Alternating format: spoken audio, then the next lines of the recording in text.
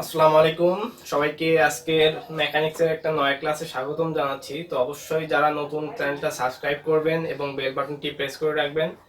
তো যারা এখনো চ্যানেলটা সাবস্ক্রাইব করেননি আর যারা করেছেন তাদেরকে অসংখ্য ধন্যবাদ। তো আমরা আজকে মেকানিক্সের পঞ্চম ক্লাস, অর্থাৎ এর আগে 4টা ক্লাস অলরেডি করানো হয়েছে, আজকে 5টা ক্লাস। তো আজকের ক্লাসটা একটু ডিফারেন্ট। আমি বারবার বলছি যে এক একটা ক্লাস এক একটা রকমের হচ্ছে। আমি চেষ্টা করছি প্রত্যেকটা ক্লাসের কিছু স্পেসিফিকেশন, অর্থাৎ কিছু যে আলাদা জিনিস যেটাকে একভাবে তৈরি করার, মানে যাতে আপনারা সহজে মনে রাখতে পারেন। আর মূলত এই মেকানিক্সটা হচ্ছে ক্যালকুলেশনটা একটু কঠিন। তো ক্যালকুলেশনটা সেইভাবে করতে হবে। তো এই মেকানিক্সের মতো মনে করেন আপনারা যারা 4th ইয়ারে উঠবেন, সেখানে আছে হাইড্রোডাইনামিক অর্থাৎ জল গতিবিদ্যা, এখানে করছেন বলবিদ্যা, সেখানে জল গতিবিদ্যা। তো জল গতিবিদ্যা অলরেডি ক্লাস আমার দেওয়া আছে। তো যারা আমার 4th ইয়ারের ব্যাচ আমার কাছে পেইড কোর্স করেন তাদের জন্য তারা আসলে তাদের কোনো সমস্যা হবে না ইনশাল্লাহ। তো আমি চেষ্টা করছি সাজেশন আকারে আপনাদেরকে কোর্সও করাবো, প্লাস এইখানেও ক্লাসগুলো দিব। তো এই হচ্ছে ব্যাপার। তো চলুন অঙ্কটা আজকে দেখি কেমন সহজ করে করা যায়।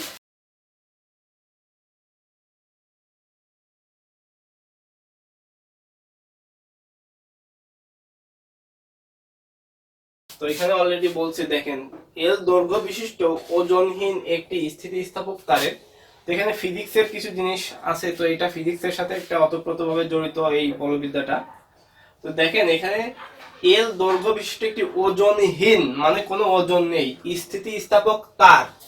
তো আমি যদি একটা স্থিতিস্থাপক তার মনে করেন যে আমি পেঁচানো তার দিলাম না, আমি পেঁচানো তার মনে করেন এরকম, ওকে। তো এখন গুণা এখানে বলছে এল দৈর্ঘ্য বিশিষ্ট, তাহলে এটার দৈর্ঘ্য কত? এল। তারের স্থিতিস্থাপক গুণাঙ্ক এন আউন্স ওজনের সমান। আউন্সটা, অর্থাৎ আমি আউন্সটা ওজনের একক, সেটা একটু কঠিন মনে হয়, তো আউন্সটাকে আমরা পাউন্ডে নিয়ে যাব। ওকে, আউন্সটাকে পাউন্ডে নিয়ে যাব। তারটির এক প্রান্ত হতে ঝুলানো আছে, মনে করেন এই তারের এই এক প্রান্ত ঝুলানো আছে এবং অপর প্রান্তে এখানে আছে হচ্ছে এম আউন্স আছে। এম আউন্স ভরের ওজন দেওয়া আছে এখানে। তো এইখানে মনে করেন যে এই ওজনটা আছে, মনে করেন এটা দেখাও যে এর একটি খাড়া দোলনের সময় 2 পাই বাই এটা। ওকে, তো আমরা এটা সমাধান করতে পারি।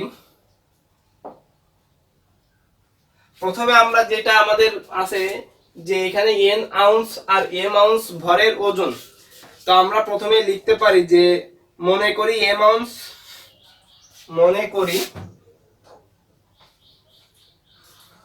M ounce. তো দেখেন আমরা লিখলাম এম আউন্স, বা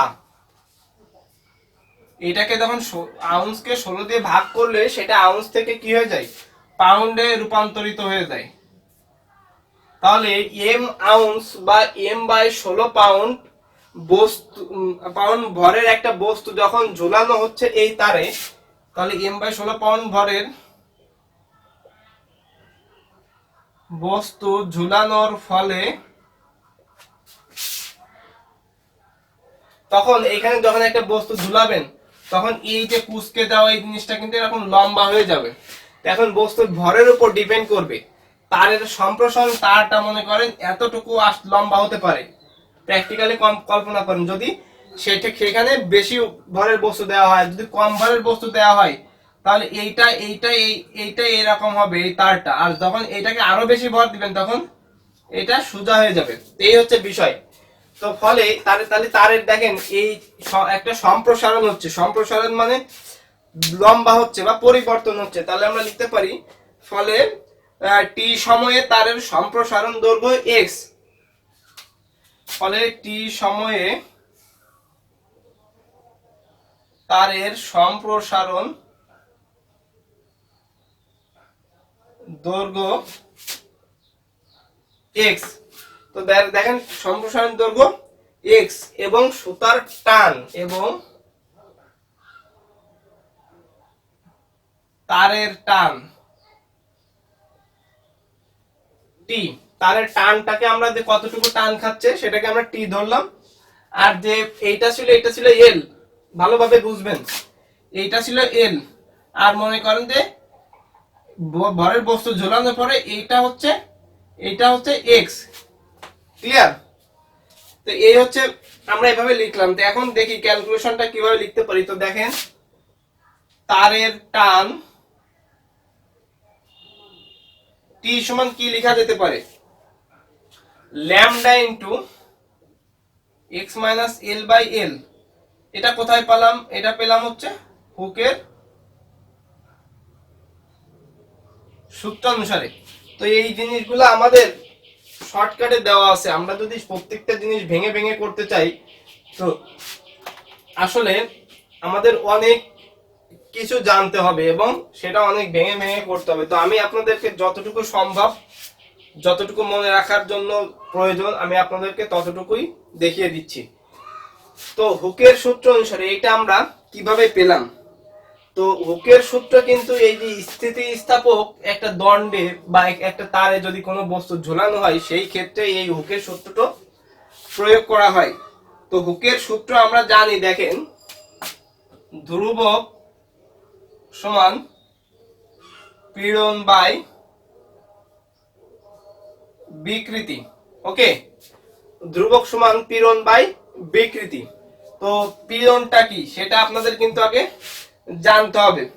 এই যে একটা একক ক্ষেত্রফলের উপর যতটুকু বল প্রয়োগ করা হয় সেটাই হচ্ছে পীড়ন। আমি আবারও বলছি, কোন একটা বস্তুর একক ক্ষেত্রফলের উপর যতটুকু বল প্রয়োগ করা হয় সেটাই হচ্ছে পীড়ন। আর বিকৃতিটা কি? বিকৃতিটা হচ্ছে এই যে একটা এল দৈর্ঘ্যের একটা তার ছিল, এটাকে যখন আপনি একটা একক প্রদত্ত বল অর্থাৎ এম ভর দিয়ে ঝুলাচ্ছেন তখন এই এল দৈর্ঘ্যটা পরিবর্তন হয়ে এক্স দৈর্ঘ্য হয়ে যাচ্ছে। তো এই দুইটার পরিবর্তনের পার্থক্য এইটা। তো পরিবর্তনের পার্থক্যকে অবশ্যই এই পীড়নটাকে, বিকৃতিটাকে এইভাবে লেখা যায়, আগে ছিল এল, তাহলে এক্স মাইনাস এল লিখতে হবে, আর যে এটা আছে সেটা আছে এল দ্বারা ভাগ করতে হবে। তো এই দুইটার রেশিও মিলাই শুধু কিন্তু এইটাকে বিকপীড়ন বলা হয় না, বিকৃতি বলা হয় না। যখন এইটাকে বিকৃতি বলা হবে না, যখন এল দ্বারা ভাগ করা হবে অর্থাৎ দুইটা রেশিও অর্থাৎ অনুপাত হবে, তখনই এটা হবে বিকৃতি। ওকে, তো এইভাবে। আর এই যে বল আছে এফ বাই এ সমান, এই যে আমি এত কিছু আর লিখতেছি না, প্রযুক্ত বল আমি শর্টকাট হইতে আমরা ধ্রুবক সমান পীড়ন বাই বিকৃতি, তো আমরা ধ্রুবক লিখলাম এখানে, আর পীড়ন বাই বিকৃতি আমরা এখানে একবারে লিখলাম X minus L by L.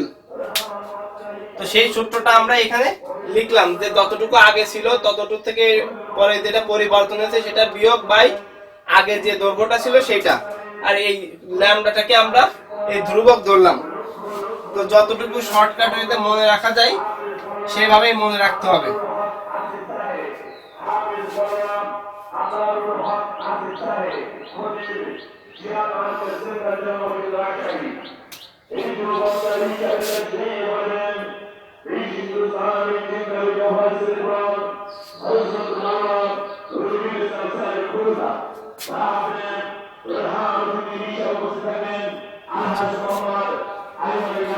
এইটা আমি কিভাবে লিখলাম, এটাকে যদি আমি প্রদত্ত বল এফ এর সাথে কম্পেয়ার করি, এটাকে যদি আমি ভর ধরি তাহলে ভরটা কি জানি আমরা, ভরটাকে জানি আছে এম, এটাকে কি জানি এ।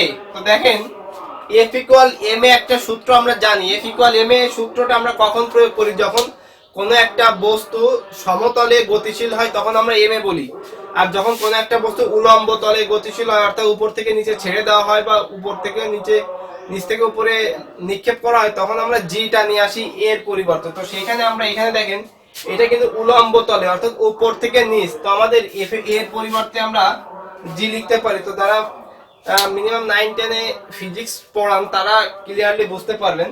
তো এফ ইকুয়াল এম জি, এটাকে আমি যদি এফ প্রযুক্ত বল ল্যামডা ধরলাম, এটাকে এম আউন্স, মানে এটাকে যখন আমরা এন আউন্স, এনটা কি ভর, তো এটাকে আমরা ভর অর্থাৎ এম আর জি, তাহলে এফ ইকুয়াল এম এর সূত্র থেকে কিন্তু আমরা এটা লিখলাম।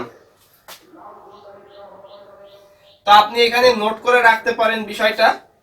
এখানে এখানে এখানে নোট লেখার দরকার নেই খাতায়, এখানে নোট লিখবেন F equal MG, F equal MG সূত্র হতে আমরা এটা লিখতে পারি। তো এখন দেখেন এই যে টিটা, এখানে আমরা ল্যামডার মানটা পেয়েছি, তো ল্যামডার মানটা যদি আমরা এখানে বসিয়ে দিই তাহলে কিন্তু আমাদের হয়ে যাচ্ছে। তো আমরা এখানে লিখতে পারি X minus L by L আর এন জি বাই 16। আমরা ল্যামডার মানটা এটা আগে বসালাম, ল্যামডার মানটা এখানে এন জি বাই 16 বসালাম। তো এবার আমরা কি লিখতে পারি, বস্তুর গতীয় অন্তরক সমীকরণ, বস্তুর গতীয় অন্তরক সমীকরণ। তো আমরা যেভাবে করি আর কি সেভাবেই করব। তো যখন আমি বলছিলাম এর পূর্বের একটা ক্লাসে, যখন কোনো ভর দেওয়া থাকবে সেখানে কিন্তু আপনার ভরটা অবশ্যই দিতে হবে কার সঙ্গে, D square X by DT স্কয়ারের সঙ্গে আপনার কিন্তু এখানে ভরটা দিতেই হবে। ভরটা কত ছিল, এম বাই এম আউন্স ছিল, আর এম আউন্সকে কি লেখা দেয়, এম বাই 16 লেখা দেয়, তাই আমরা লিখলাম এখানে।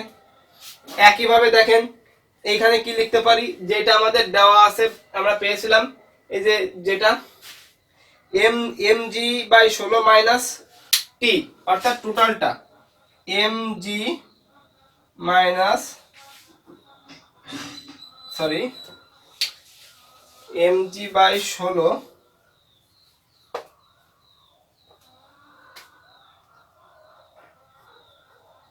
মাইনাস টি, পরিবর্তন হচ্ছে সেটা লিখলাম। এখানে আমরা মান বসাতে পারি এম জি বাই 16 মাইনাস টির মান হচ্ছে X minus L by L, এইটা।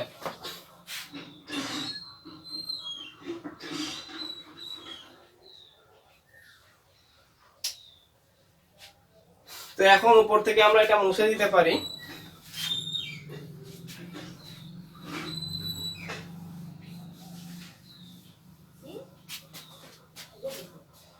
এখন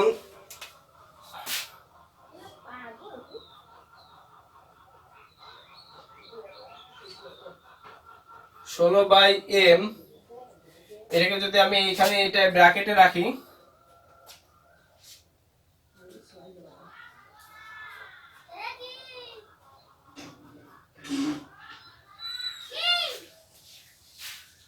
তো এখন এখানে যদি আমরা এটাকে প্রত্যেকটার সাথে গুণ করে দিই তাহলে দেখেন কি হবে, 16 বাই এম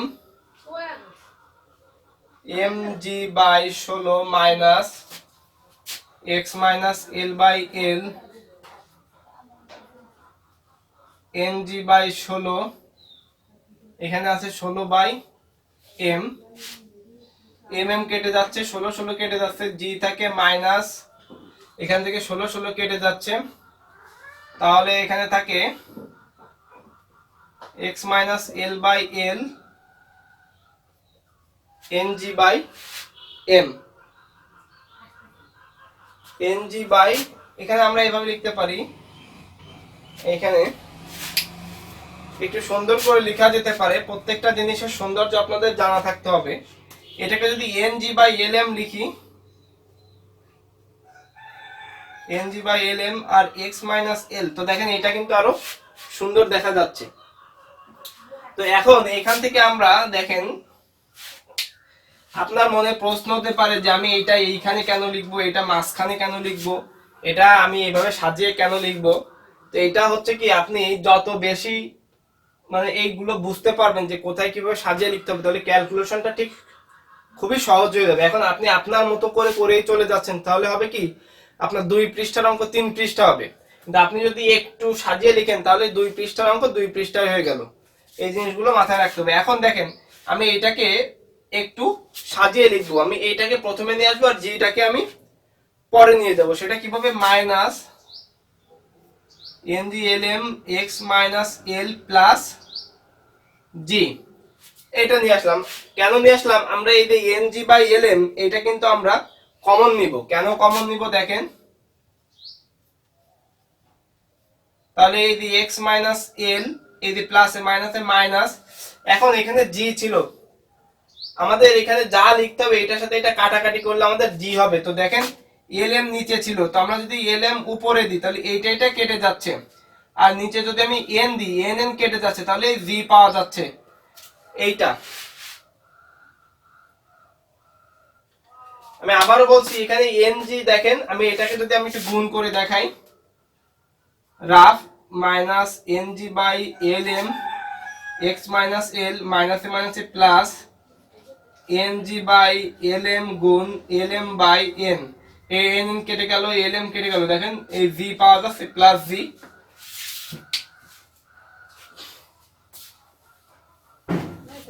এখানে লিখতে পারেন minus N G by L M common নিয়ে, এটা আপনারা নোট করে রাখবেন। তো এখন এখান থেকে আমরা যেটা করতে পারি সেটা হচ্ছে minus N G by L M X minus L into 1 plus M by N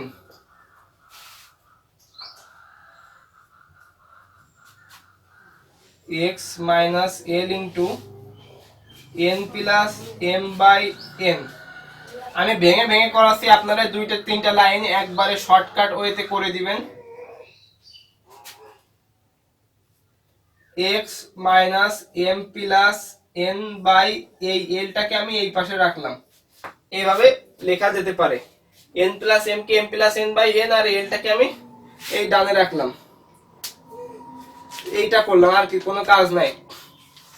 তো এখন এইটা আমরা কেন করলাম, তার কারণ হচ্ছে দেখেন,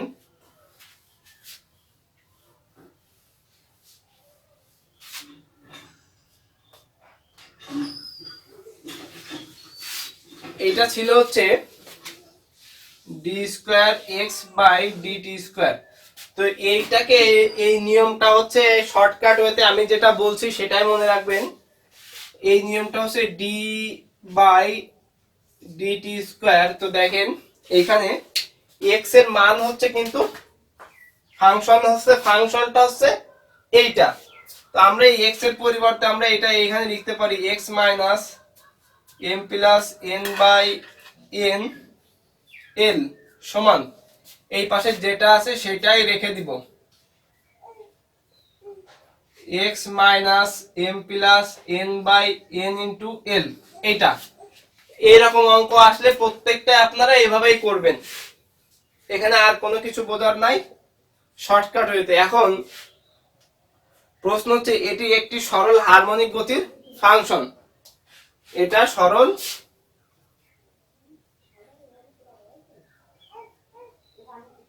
হারমোনিক গতির সমীকরণ।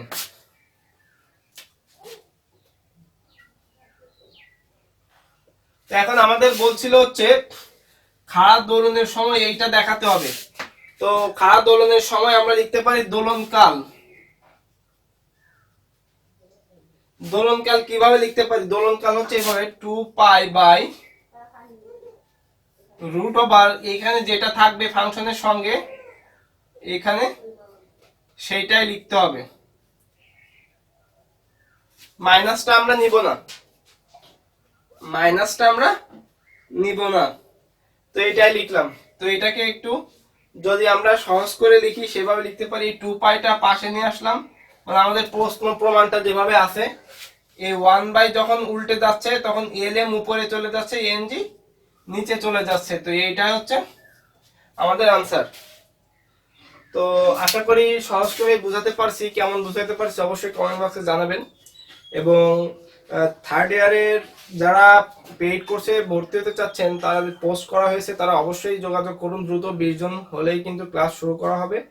আর ফোর্থ ইয়ারে তো অলরেডি পাবলিশ করা হয়েছে, তো যারা ক্লাসটা দেখছেন, তো ফোর্থ ইয়ারে যারা উঠবেন পরীক্ষায় বা শেষ করে, তারা অবশ্যই আমাকে নক করে রাখতে পারেন, পরীক্ষা দেওয়ার সঙ্গে সঙ্গে আপনারা এই কোর্স শুরু করে দিবেন। তাহলে, কারণ এখন কিন্তু পরীক্ষা খুব দ্রুত হবে, আপনার হাতে সময় থাকবে খুবই কম, তো প্রিপারেশনটাও নিতে হবে ঠিক সেভাবে। এখন আমি আপনাদেরকে রিকোয়েস্ট করবো যে অনেকে অনলাইনে পড়তে ভয় পায়, যে টাকা দিয়ে অনলাইনে কেন পড়বো, কেমন বুঝাবে, কি করবে। তো আমি আপনাদেরকে গ্যারান্টি দিচ্ছি যে আপনারা একটা কোর্স করে দেখতে পারেন, যদি ভালো না লাগে আপনাদের আর কোনো কোর্স করার দরকার নেই, মানে একটা সাবজেক্ট আপনারা পড়ে দেখতে পারেন কেমন। তো যারা করেছে আমি তো আর তাদেরকে আপনাদের সাথে পরিচয় করাই দিতে পারবো না, আর আমি এই ভিডিও রেকর্ড করেও ছাড়ি না। তো যেহেতু এটা আপনাদের পেইড কোর্স, শুধুমাত্র এটা সরাসরি আপনাদের জুমে করানো হবে, এবং যদি কোনো সমস্যা হয় জুম থেকে তাহলে প্রাইভেট একটা গ্রুপ করে তো এভাবেই করানো হবে। তো এই রেকর্ড ক্লাস আমি দিই না, আমি এভাবেই ক্লাস করে সেটা আপলোড করে থাকি। তো আপনাদেরকে রিকোয়েস্ট করব আপনারা একটা সাবজেক্ট পড়ে দেখতে পারেন কেমন বুঝেন। তো যদি ভালো লেগে থাকে আপনারা পরের কোর্সগুলো কমপ্লিট করবেন। তো সবাইকে এই রিকোয়েস্টটা থাকলো। তো যদি ক্লাস ভালো লেগে থাকে অবশ্যই কমেন্ট বক্সে জানাবেন, এবং অবশ্যই চ্যানেলটা সাবস্ক্রাইব করবেন এবং বন্ধুদের সাথে অবশ্যই শেয়ার করবেন যেন তারা উপকৃত হয়।